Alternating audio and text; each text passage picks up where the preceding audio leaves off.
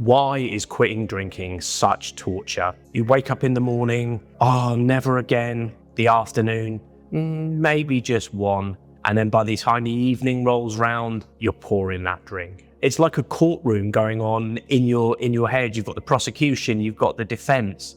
You're sort of thinking, oh, well, what about this? What about that? You go through this whole kind of rigmarole to talk yourself into having a drink. And every broken promise just chips away at that self-trust. So the real torture isn't alcohol, it's actually your indecision. Now, stick around and we're going to dive much deeper into this and we're going to work out how do we get around this. So if you're new here, I'm Dan Hunter. So I quit drinking in 2017 and I haven't looked back since. I set up Clear Mind, Clear Life to help people like you and people like me that struggle with their problem drinking and get their life back on track. Right, so on with the video. So as I said earlier, the real torture here is actually the indecision. So what you'll find is it's 2, 3, 4 days not drinking, then you'll have a client dinner, something will come up, and boom, you're back on the drink again. And you wake up in the morning with regret, and then you rinse and repeat that cycle. If you're not drinking every day, it's every couple of days. For me, I couldn't do more than 3 days. So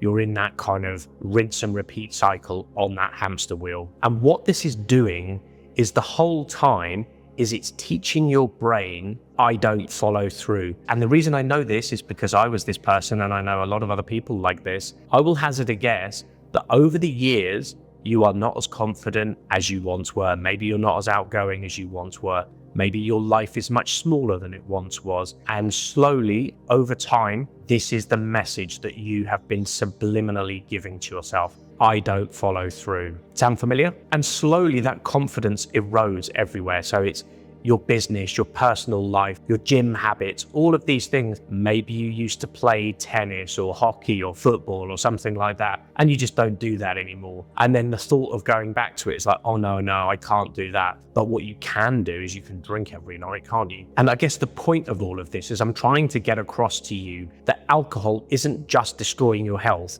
but it's also destroying your confidence, your self-worth, your self-belief. And all of this is compounded with the health problems, is just destroying you and destroying your life. So with this all said, what can we do about that? I hate this expression, but we're going to do a bit of real talk at the moment. This is not going to be popular. I think there's no other way of saying it. What you need to do is make a decision. So don't half step it. Don't think that you'll do this at a later date. You need to make a decision, either fully commit to drinking or fully commit to quitting. I'm here to say that it's okay to fully commit to drinking. If you have the balls and the courage to commit fully to drinking and not beating yourself up every day, then go ahead. Because all you're doing is just torturing yourself. And if you want that life of drinking, then you can have that life. But what you can't have is the other life. You cannot have both. This is the crux of what we're getting to, is it's the indecision that is effing you up completely. So either commit to the drink lifestyle and just accept that you're this person, and then in 10, 15 years time, you can wake up in a homeless shelter and think, maybe was that worth it? Or commit to the sober side of things and choose life, choose your family, choose your kids, choose your career, choose your business, choose yourself, But what you can't do is sort of live in this kind of gray area, this netherworld. It is not going to work. It doesn't work. It hasn't worked for you yet. It worked for a few years when you were young and your liver was like an action hero, whereas now it's not. We're advanced a few more years now. We're in our 30s, 40s, 50s, maybe even 60s, and our body and our mind just doesn't work like that anymore. So within these two commitment areas of hyper drinking or hyper sober, there are two sort of archetypes. Now, the first one is the person that's still drinking. The kind of sheen has gone off of it a bit. You're still drinking. You're not really enjoying it anymore. You don't really know why you're drinking anymore. It's no longer that fun. maybe the first couple of drinks are fun, and then you start getting more and more and more drunk, start getting sloppy, and it just has this kind of detrimental effect on your life. And there's kind of a constant inattention around the whole thing. That's probably you. The good news is you can be helped. I mean, hallelujah. Thank God that that's the place that you're in, because you can be helped. Deep down, you actually want help. You want to stop what you're doing because you know it's not good. It's effing your life up completely, and you want to see some change. That's great. I can help you. You can help yourself. That's perfect. Now, the other archetype is somebody that is continuing to drink, but their life is total chaos. But they chose the other option of committing to drinking. Think of it like Oliver Reed, Hunter S. Thompson, these people that are like professional drinkers that their entire identity is wrapped up in it. And they have some genetic disposition where they can kind of go on with their lives.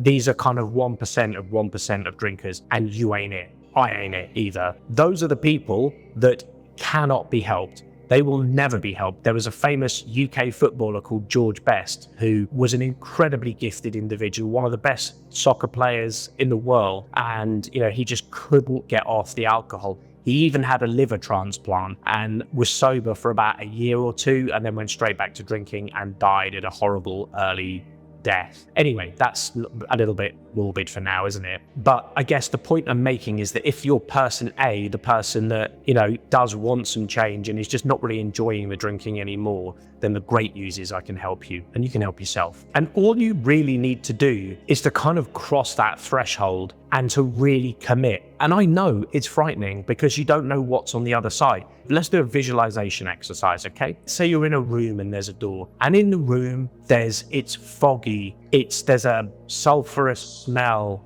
it's difficult to breathe. You're waving your hand in front of your face, and there's fog, and you're not too sure what to do. But you know that that room, you're familiar with it. You don't know what's going to happen if you open the door. So let's just do this exercise. You put your hand on the handle and you push the door open, and all that fog clears out, and you're in this beautiful outside world. The sun's shining, beautiful green grass, a deer and a rabbit, from the Bambi movies, all of that kind of stuff.